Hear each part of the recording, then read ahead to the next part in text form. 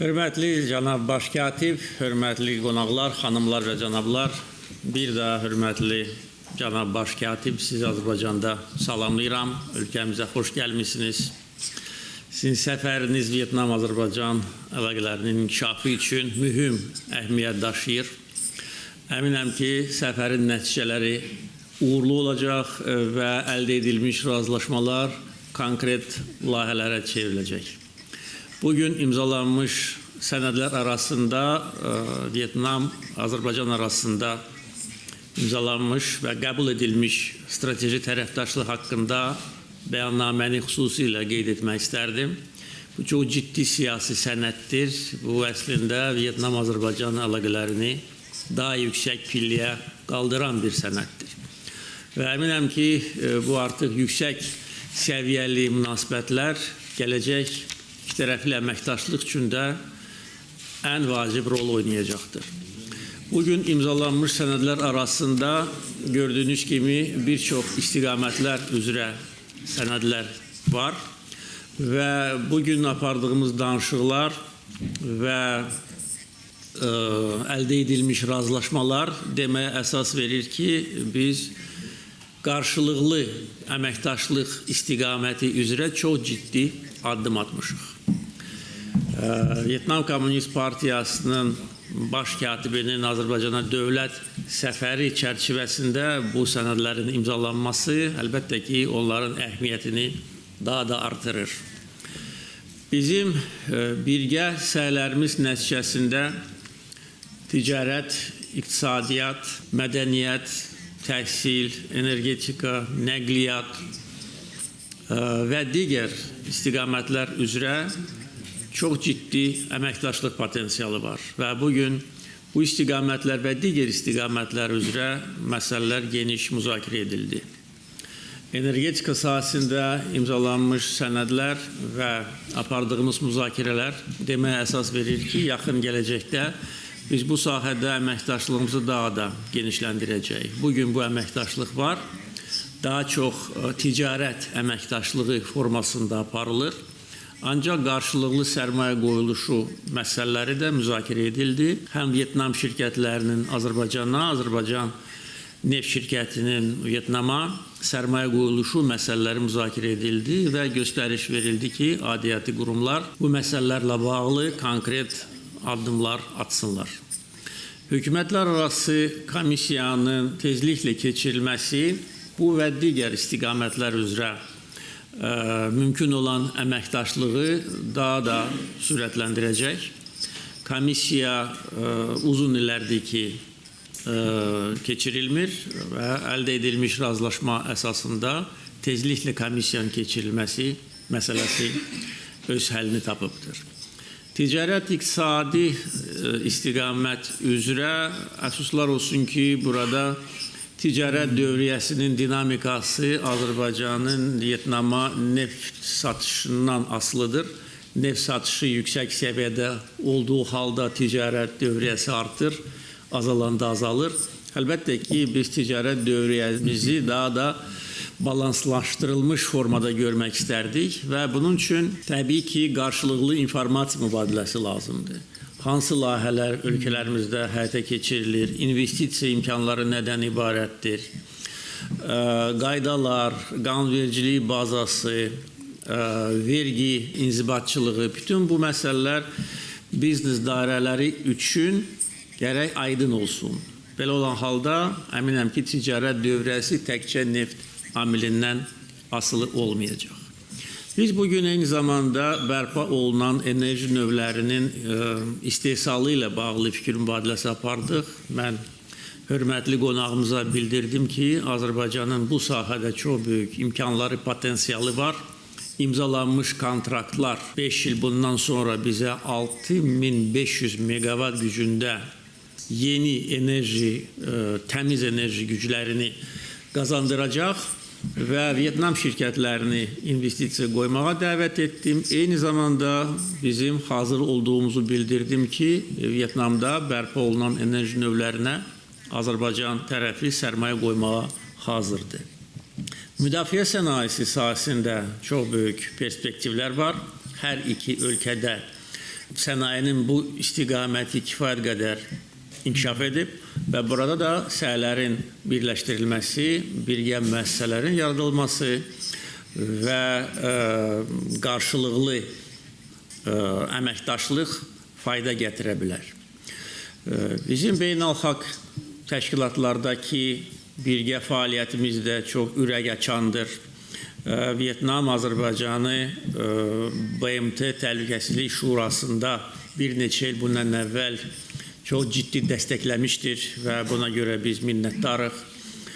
Eyni zamanda biz qoşulmama hərəkatı çərçivəsində birgə fəaliyyət göstəririk. Azərbaycan bu təsisatda 4 il sədrlik etmişdir və çox gözəl bir iz buraxmışdır və bugün qoşulmama hərəkatının daha da samballı təsisat kimi fəaliyyəti hər iki ölkənin marağındadır.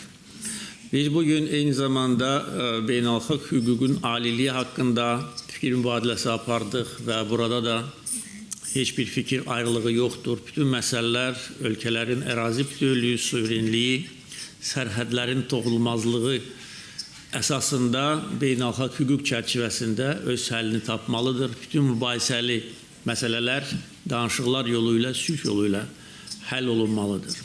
Yəni bir çox istiqamətlər üzrə bugün apardığımız müzakirələr əsnasında görürük ki, fikir ayrılığı yoxdur. Əksinə, biz demək olar ki, vahid mövqedən çıxış edirik. Baxışlarımızda da bir çox oxşarlıq var. Baxmayaraq ki, aramızdakı məsafə kifayət qədər uzundur. Bizi birləşdirən nəqliyyat, infrastruktur layihələri haqqında da bugün biz danışdıq. Həm şimal-cənub, həm şərq-qərb nəqliyyat dəhlizləri vasitəsilə biz qarşılıqlı ticarəti stimullaşdıra bilərik. Bir sözlə səfərin əminəm ki, çox gözəl nəticələri olacaq. Bizim hörmətli qonağımız Azərbaycanda ilk dəfədir ki, səfərdədir. Səfər vaxt baxımından qısa olsa da, amma məzmun nöqteyi nəzərdən kifayət qədər zəngindir. Bugün bizim işimiz davam etdiriləcək. Sabah da hörmətli baş katibin səfəri davam edəcək. Əminəm ki, öz vətəninə Azərbaycandan ən xoş təəssüratlarla geri qayıdacaqdır. Bir daha xoş gəlmişsiniz, hörmətli cənab baş katib, sizə və bütün Vyetnamlı yoldaşlarımıza yeni uğurlar arzuluyorum, can sağlığı, xoşbəxtlik arzuluyorum. Sağ olun.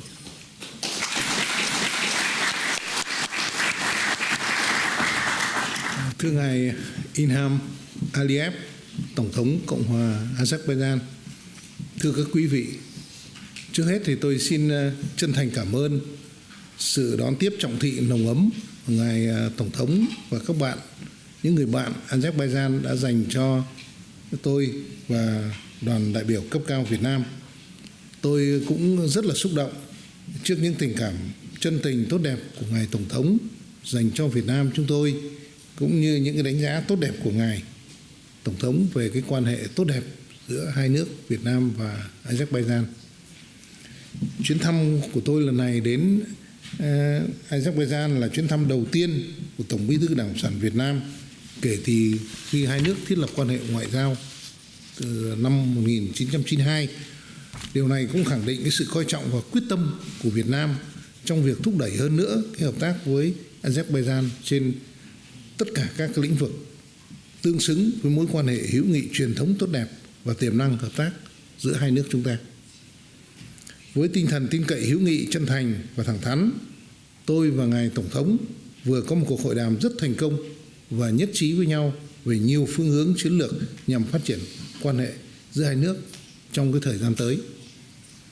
Hai bên cũng vui mừng chứng kiến quan hệ hữu nghị tốt đẹp giữa Việt Nam và Azerbaijan được đặt nền móng từ chuyến thăm lịch sử của Chủ tịch Hồ Chí Minh tới Azerbaijan vào tháng 8 năm 1959, tiếp nối bằng nhiều những chuyến thăm của lãnh đạo cấp cao hai nước đã không ngừng được vun đắp bởi sự nỗ lực của nhân dân hai nước, đã đạt được nhiều thành tựu trên các lĩnh vực chính trị, ngoại giao, kinh tế, năng lượng, quốc phòng, an ninh, thương mại, đầu tư, giáo dục đào tạo. Trên cơ sở những cái thành tựu vững chắc, đã đạt được và tiềm năng hợp tác to lớn, hai bên đã nhất trí thông qua tuyên bố chung về thiết lập quan hệ đối tác chiến lược, mở ra một cái giai đoạn phát triển mới trong quan hệ giữa hai nước. Khuôn khổ hợp tác đối tác chiến lược này sẽ tạo cơ sở vững chắc để củng cố hơn và làm sâu sắc hơn nữa cái quan hệ giữa Việt Nam và Azerbaijan, tranh thủ những thế mạnh của nhau để hai nước tiếp tục phát triển nhanh và bền vững trong cái tình hình mới. Nhằm thực hiện hiện thực hóa những nội dung trong tuyên bố chung, đưa quan hệ song phương bước vào kỷ nguyên phát triển mới, hai bên chúng tôi cũng đã nhất trí vào 5 nhóm những cái vấn đề mà như là ngài Tổng thống cũng vừa mới thông báo với các quý vị. Thứ nhất là tiếp tục tăng cường gặp gỡ trao đổi với đoàn các cấp, đặc biệt là cấp cao trên tất cả các kênh đảng, nhà nước, quốc hội, địa phương và thúc đẩy quan hệ giữa Đảng Cộng sản Việt Nam với Đảng Azerbaijan mới cầm quyền cũng như các chính đảng có vị thế tại Azerbaijan, và phải thực hiện hiệu quả các cái văn kiện, các cái thỏa thuận cấp cao đã ký, phối hợp triển khai hiệu quả các cơ chế sẵn có và nghiên cứu thiết lập các cơ chế hợp tác mới. Tôi cũng trân trọng chuyển lời mời của tôi và các nhà lãnh đạo Việt Nam mời Tổng thống Ilham Aliyev sớm sang thăm lại Việt Nam, và tôi rất là vui mừng được là Tổng thống cũng đã vui vẻ nhận lời sang thăm Việt Nam.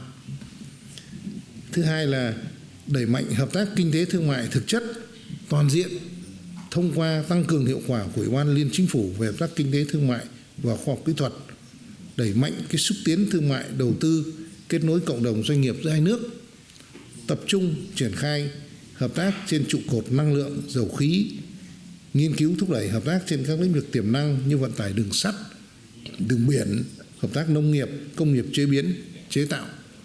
Và chúng tôi cũng nhất trí là sẽ sớm thúc đẩy cái cuộc họp giữa Ủy ban Liên Chính phủ, hợp tác Liên Chính phủ của hai nước nước này, và cái cuộc họp lần này sẽ được tổ chức tại Hà Nội, và chúng tôi sẽ rất là mong chờ cái kết quả của cái cuộc họp này. Đây là những cái bước cụ thể để triển khai một cái tầm mức quan hệ đối tác chiến lược giữa hai nước vừa được thiết lập, vừa được công bố kể từ ngày hôm nay. Thứ ba là tiếp tục thúc đẩy cái hợp tác về quốc phòng an ninh, cũng thông qua trao đổi với các đoàn, tăng cường cái trao đổi kinh nghiệm hợp tác trên các lĩnh vực mà hai bên cùng quan tâm, bao gồm hợp tác trao đổi thông tin, phòng chống tội phạm xuyên quốc gia, tội phạm mạng, tội phạm ma túy. Thứ tư là sẽ mở rộng quan hệ hợp tác về văn hóa, thể thao và du lịch, giáo dục đào tạo, giao lưu nhân dân và mở rộng hợp tác giữa các cái địa phương. Hai bên nhất trí thời gian tới sẽ tổ chức các hoạt động văn hóa nghệ thuật tại hai nước, tăng cường trao đổi kinh nghiệm trong tập huấn và thi đấu thể thao, đẩy mạnh cái quảng bá tiềm năng du lịch của mỗi nước để thu hút mạnh mẽ khách du lịch. Việt Nam cũng mong muốn tăng cường cử các cái lưu học sinh đi học về các cái chuyên ngành có thế mạnh của Azerbaijan, và Azerbaijan cũng xem xét thành lập các tổ chức hữu nghị nhân dân với Việt Nam, qua đó tiếp tục thúc đẩy cái giao lưu hiểu biết giữa nhân dân hai nước, nhất là đối với lớp trẻ. Thứ năm là tăng cường trao đổi các cái quan điểm về các vấn đề cùng quan tâm, thúc đẩy hợp tác giải quyết những vấn đề an ninh phi truyền thống và phi truyền thống, phối hợp chặt chẽ và ủng hộ lẫn nhau tại các diễn đàn đa phương như Liên Hiệp Quốc, phong trào không liên kết, hội nghị cấp cao về phối hợp hành động và các biện pháp xây dựng lòng tin ở châu Á. Hai bên cũng nhấn mạnh và ủng hộ tư duy hòa bình, ổn định, an ninh, an toàn, tự do hàng không hàng hải và thương mại trên Biển Đông, giải quyết các cái tranh chấp bằng biện pháp hòa bình, không sử dụng vũ lực hoặc đe dọa sử dụng vũ lực, phù hợp với luật pháp quốc tế, đặc biệt là phù hợp với Công ước của Liên Hợp Quốc về luật biển năm 1982. Với quyết tâm cao của lãnh đạo và nhân dân hai nước, tôi tin tưởng chắc chắn rằng quan hệ đối tác chiến lược Việt Nam và Azerbaijan sẽ phát triển ngày càng mạnh mẽ vì lợi ích của nhân dân hai nước, vì hòa bình, ổn định, hợp tác và thịnh vượng chung của mỗi nước cũng như là của mỗi khu vực và trên phạm vi toàn cầu. Tôi xin chân thành cảm ơn Tổng thống và xin cảm ơn tất cả các bạn.